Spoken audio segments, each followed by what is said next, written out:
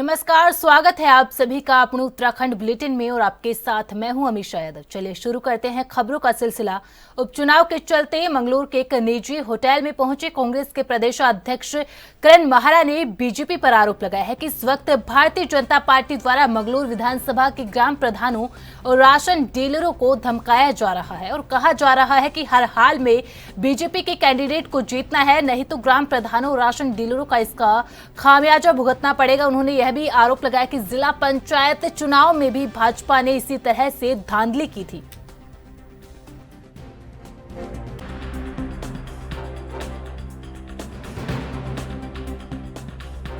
खबरें हैं, कई प्रधानों के हमको फ़ोन भी आए हैं जिनका ये कहना है कि ये कहा जा रहा है कि आप लोगों के हम मतलब ढंग से काम नहीं करने देंगे और हम लोगों को मदद करो।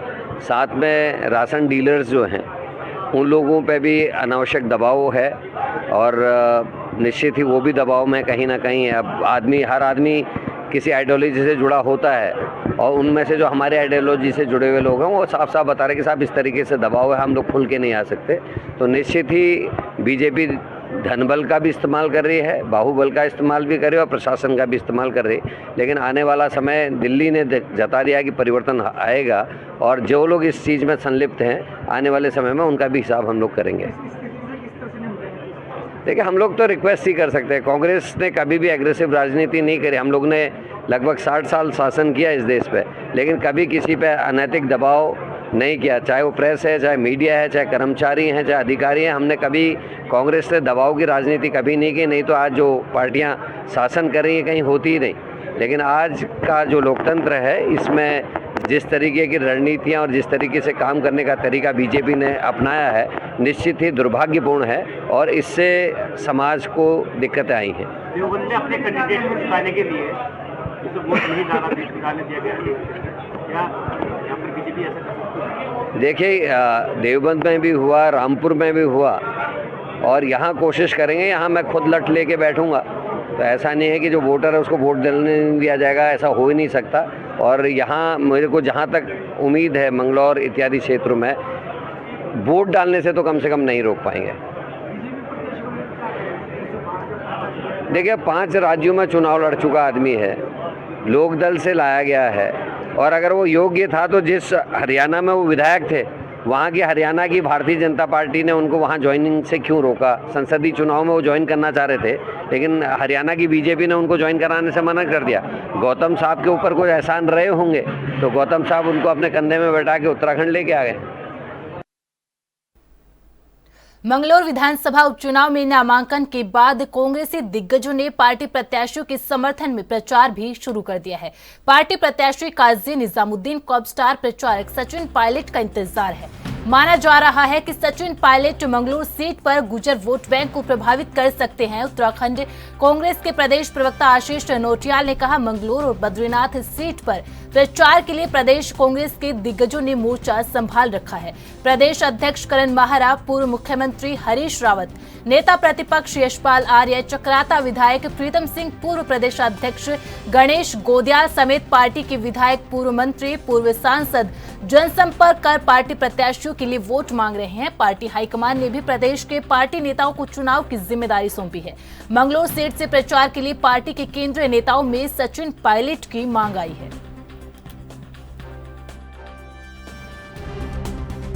सीट पर कांग्रेस ने प्रचार जो है पूरे जोरों शोरों से गरमा दिया है।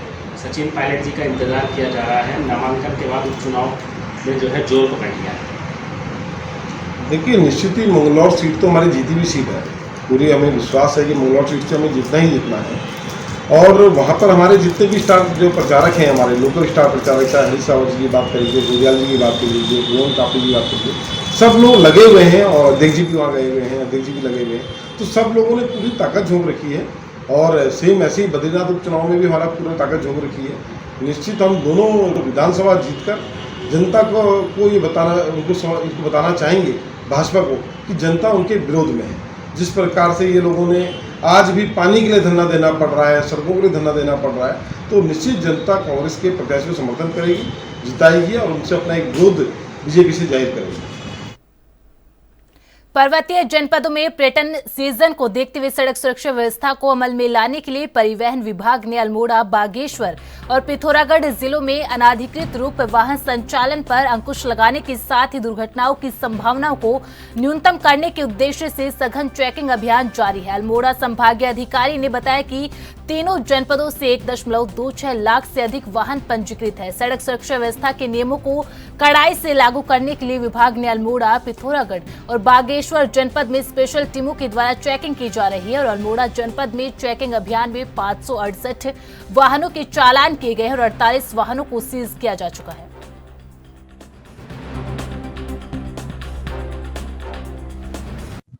अल्मोड़ा संभाग के अंतर्गत हमारे 3 जनपद हैं, अल्मोड़ा, बागेश्वर, पिथौरागढ़, और 4 ऑफिस हैं हमारे, अल्मोड़ा, रानीखेत, बागेश्वर और पिथौरागढ़।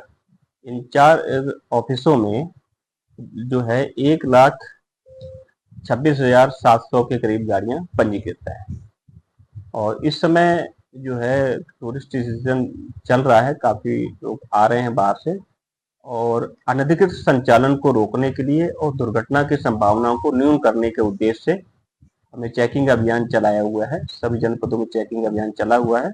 अल्मोड़ा में ही, अल्मोड़ा संभाग के अंतर्गत ही, इस जिले में ही, इस ऑफिस के अंतर्गत अब तक जो है 564 वाहनों के चालान किए गए हैं अभी जून तक, अभी अद्यतन, और 48 गाड़ियां सीज की गई हैं और लगभग 8,80,000 के करीब जो है ये जुर्माना वसूल किया गया है और आगे भी हमारे अल्मोड़ा शहर के करीब 1.5 किलोमीटर रानीधारा सड़क निर्माण का कार्य पिछले लंबे समय से बजट होने के बावजूद जिला प्रशासन की अनदेखी के चलते रुका हुआ है, जिसके चलते आम जनता को परेशानी का दंश झेलना पड़ रहा है। अब लगातार लोगों के आंदोलन से सड़क के निर्माण का कार्य घमासान मचा हुआ है। लोग इस सड़क मार्ग के लिए संघर्षरत है और सत्ता पक्ष पालिका सिर्फ रस्म अदायगी करने में जुटे हैं, जबकि पालिका के 1 करोड़ से अधिक धनराशि होने के बाद भी निर्माण कार्य शुरू नहीं हो सका। अल्मोड़ा में इस मामले को लेकर भाजपा और पालिका प्रशासन ने संयुक्त निरीक्षण किया। इस दौरान पालिका का कहना है कि इस मार्ग के निर्माण के लिए 15 लाख रुपए के बजट से कार्य शुरू कर दिया गया है और बजट मिलने पर निविदाएं लगाई जाएंगे। इस दौरान भाजपा के प्रदेश उपाध्यक्ष का कहना है कि बजट होने के बाद भी अगर कमी होगी सरकार देगी और इस सड़क मार्ग के निर्माण को लेकर स्थानीय जनता आंदोलन कर रही है, वही कार्य पर कोताही बरती जा रही है। सरकार और प्रशासन कुंभकर्ण की नींद में सोए हुए हैं। निर्माण नहीं हो रहा है और सीवर लाइन टूटने की वजह से हमारे घरों में काफी पानी, मलबा और पाइपलाइन की लीकेज 2-3 महीने से लगातार चले जा रही है। ना प्रशासन ना अधिकारी कोई भी इसका सुख नहीं ले रहे हैं, इसलिए हमें बिना मतलब कोई निर्णय ना मिलने की वजह से हमें यहाँ सड़कों में बैठना पड़ रहा है। ये हमारा दुर्भाग्य है कि प्रशासन 5 दिन से हम धरने में बैठे और कोई भी रिजल्ट नजर नहीं आ रहा। पालिका के पास जो धनराशि उपलब्ध है उसमें पालिका द्वारा कार्य आवंटन करके कार्य पिछले 15 दिन पूर्व शुरू करा दिया गया है। इसके अलावा भी 15 लाख रुपए की धनराशि पालिका को पेयजल निगम द्वारा मिली थी, उसकी भी निविदा पूर्व में ही लगा दी गई है। जो रानीधारा मार्ग है उसमें विगत 1-1.5 साल से सिविल लाइन का कार्य जो है गतिमान है और जिस फेज में पेयजल निगम ने अपना सिविल लाइन का कार्य पूर्ण कर लिया गया है उस फेज में पालिका द्वारा निर्माण कार्य पूर्व में ही आरंभ कर दिया गया है। 67 लाख रुपए हमारे पास पीडब्ल्यूडी का है, 40 लाख रुपए हमारे पास जो जल निगम ने नगर पालिका को दिया है वो है। अभी जल निगम के से पैसा और अभी नगर पालिका के पास आना है।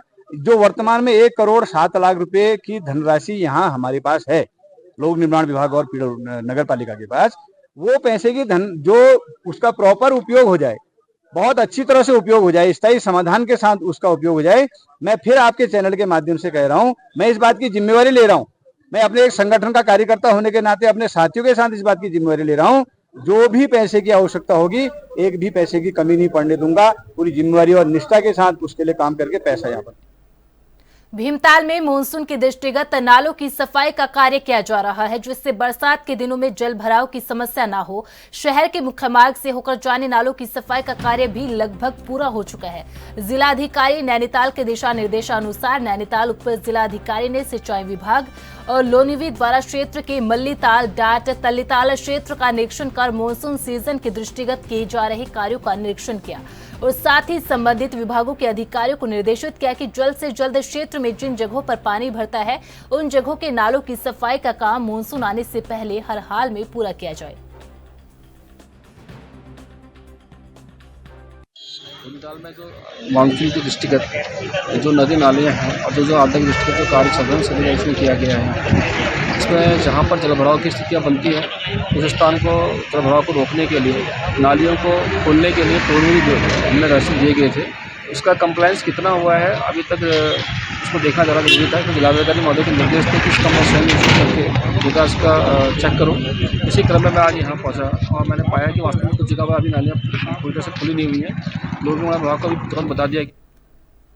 भीमताल नगर क्षेत्र में जल भराव की शिकायत मिलने पर एसडीएम प्रमोद कुमार ने लोनिवी नगरपालिका सिंचाई विभाग के अधिकारियों के साथ भीमताल क्षेत्र का निरीक्षण किया। एसडीएम ने तिकोनिया ब्लॉक रोड बाईपास और तल्लीताल में जल भराव से होने वाली समस्याओं को सुना। इस दौरान स्थानीय लोगों ने बताया कि बारिश होने के दौरान सड़कों पर पानी भरने से दुकानों और लोगों के घरों में पानी आ जाता है, जिससे काफी परेशानी होती है, जिस पर एसडीएम ने अधिकारियों को समस्याओं के निस्तारण के आदेश दिए हैं।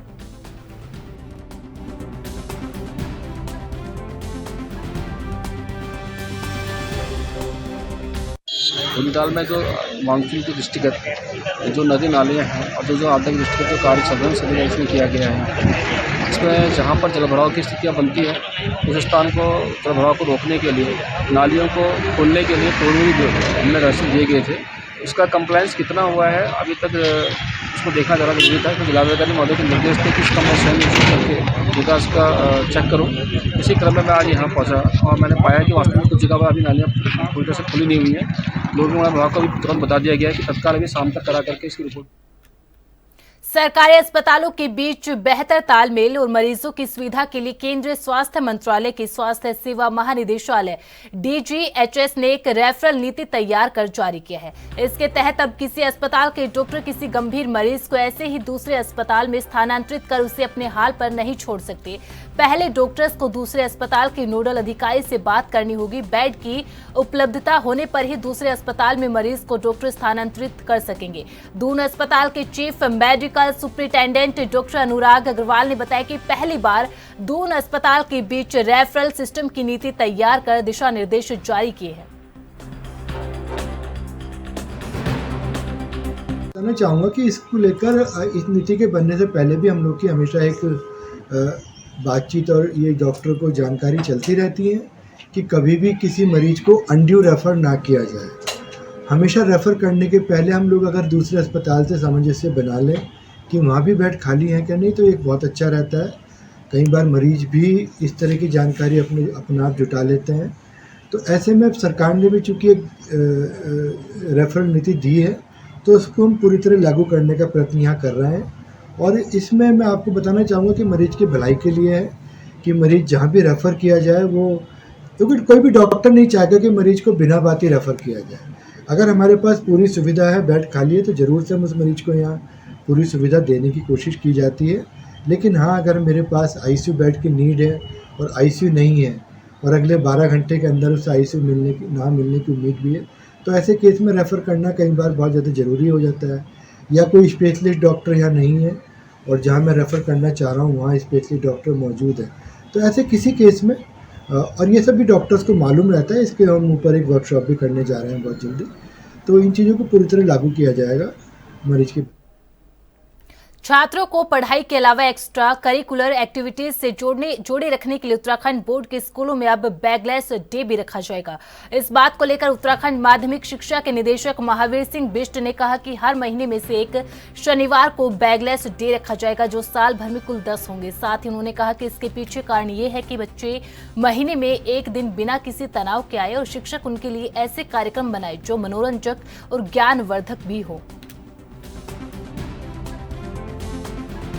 सैटरडे को एक हमारा बैगलेस डे, वो केवल साल भर में 10 होंगे और प्रत्येक माह में एक होगा। तो इस प्रकार से कुल साल भर में 10 बैगलेस डे होंगे।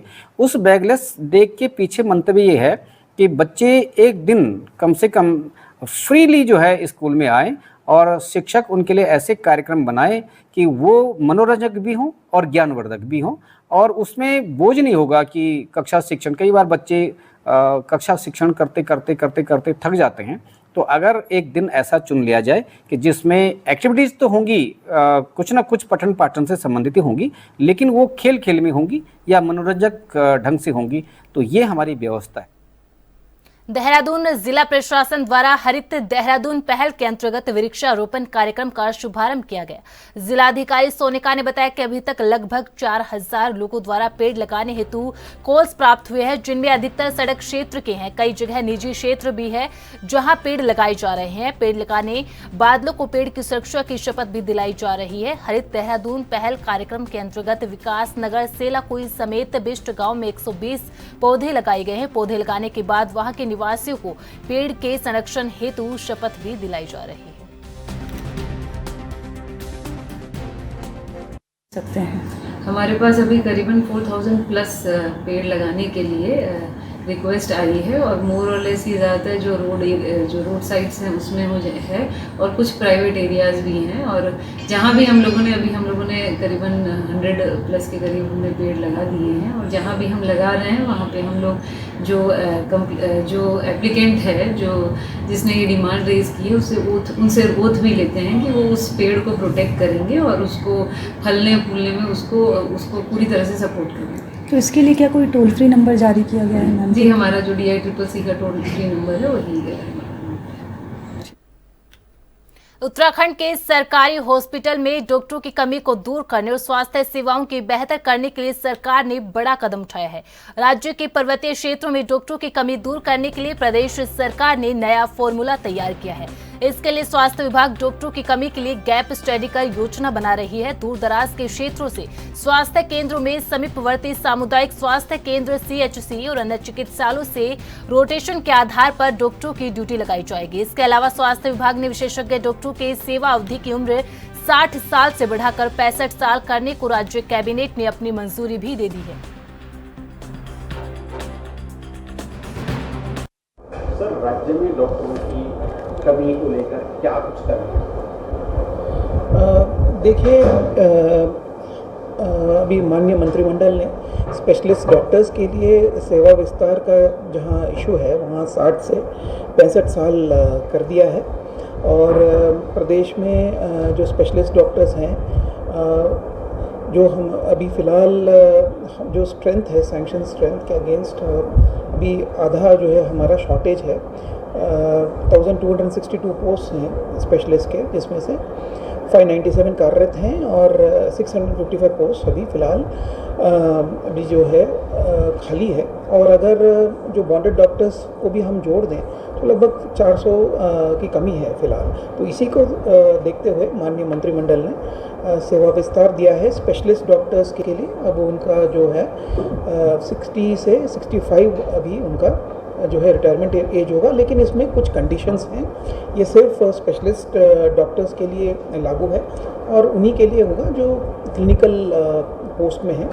और स्पेशलिस्ट डॉक्टर्स अपनी सहमति व्यक्त कर सकते हैं। उनको रिटायरमेंट से 6 महीने पहले अपनी सहमति व्यक्त करनी होगी कि वो फील्ड में जाके क्लिनिकल पोस्ट में वो काम करने के इच्छुक हैं। तो इसी के क्रम में उनको सेवा विस्तार। वक्त है एक छोटे से ब्रेक का। ब्रेक के बाद होंगी कुछ और खबरें। आप बने रहे ANB न्यूज के साथ।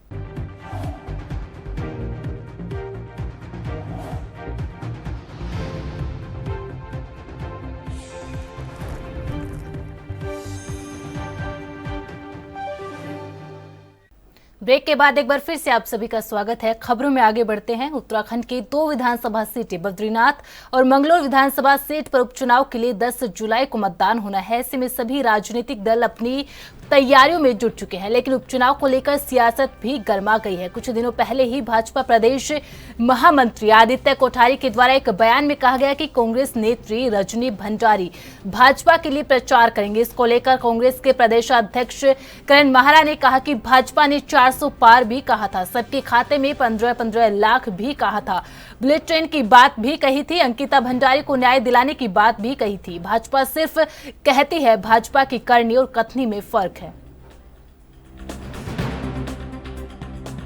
बीजेपी 400 पार भी कह रही थी, बीजेपी खातू में 15 लाख भी कह रही थी, बीजेपी स्मार्ट सिटी भी कह रही थी, बीजेपी बुलेट ट्रेन भी कह रही थी। तो बीजेपी कहती रहती है। इन्होंने ये भी कहा था जो करंट से मरे थे उनके परिजनों को 1-1 लोगों को नौकरी देंगे, क्या दे दिया? इन्होंने कहा था जोशीमठ को हम 1 साल के अंदर सही कर देंगे, लोगों को बसा देंगे, क्या बसा दिया?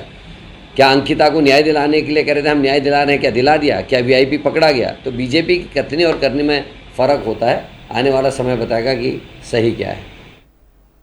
देहरादून के वन विकास निगम मुख्यालय में आउटसोर्स और उपनल कर्मचारियों का धरना 13वें दिन भी जारी रहा। इस दौरान उन्होंने जल्द वेतन जारी करने और सेवा विस्तार के आदेश की मांग की है। वन विकास निगम कर्मचारी संगठन की पदाधिकारी नेहा घिल्डियाल ने बताया कि पिछले 13 दिनों से 805 कर्मचारी धरने पर बैठे हैं, लेकिन अब तक कोई सुनवाई न होने से कर्मचारियों में नाराजगी है।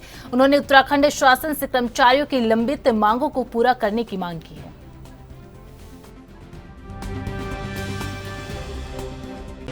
मेरा नाम नेहा घिल्डियाल है। हम लोग यहाँ 13 दिन से धरने पे बैठे हुए हैं। हम लोग 805 कर्मचारी हैं जो सब धरने पे बैठे हुए हैं। जैसे जैसे जिसका हो पा रहा है वो आके धरने में बैठ रहा है और सबकी सेम मांग है कि हम लोगों को स्वीकृति दी जाए, क्योंकि हम लोग इतने सालों से यहाँ काम कर रहे हैं। पहले कभी ऐसा हुआ नहीं कि स्वीकृति के लिए इतना बैठना पड़ा। अप्रैल मार्च में ख़त्म होती थी, अप्रैल में स्वीकृति आ जाती थी। पहली बार ऐसा हुआ है कि ये लोग स्वीकृति देने से मना कर रहे हैं। आज तक एमडी स्तर से हो जाती थी स्वीकृति का, वो पहली बार बोल रहे हैं कि शासन से आएगी स्वीकृति, जो इतने सालों से कभी शासन से आई नहीं। तो इस बार ऐसा क्यों हो रहा है कि शासन से आ रही है? सब लोगों की अपनी अपनी प्रॉब्लम है। किसी को घर का किराया देना है, किसी को बच्चों की फीस देनी है, किसी को कुछ करना है, तो वो चीज़ और डिले होते जा रही है, जिससे हम लोग के लिए और मुश्किल होते जा रही है। इसलिए हम लोग धरने में बैठे हुए हैं और जब तक नहीं होगा आगे भी बैठते रहेंगे।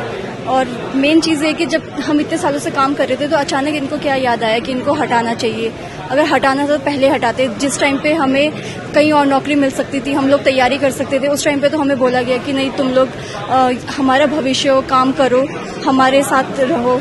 तब इन्होंने हमें कुछ नहीं बोला। अब अचानक हमें बोलते कि हम तुम लोगों को नहीं जानते, तुम हमारे कर्मचारी नहीं हो। तो किस लिए बोला जा रहा है ये सब कुछ, और अचानक से ऐसे क्यों हटाया जा रहा है? क्योंकि इनको नए वो मिल चुके, भर्ती हो गई है, इसलिए ये कहा जा रहा है। हल्द्वानी के बनभूलपुरा थाना क्षेत्र से 5 दिन पहले लापता हुई 2 नाबालिग बच्चियों को पुलिस ने सकुशल बरामद कर लिया है। एसएसपी प्रहलाद मीणा ने मामले का खुलासा करते हुए बताया कि पुलिस और एसओजी टीम ने उत्तर प्रदेश के मुजफ्फरनगर से दोनों बच्चियों को सकुशल बरामद किया है। साथ ही लड़कियों को भगाने वाले नाबालिग युवक को भी पकड़ा गया है। एसएसपी ने बताया कि नाबालिग बच्चियों को भगाने वाले 4 लोगों को गिरफ्तार कर लिया गया है। पकड़े गए 4 लोग उत्तर प्रदेश के रहने वाले हैं।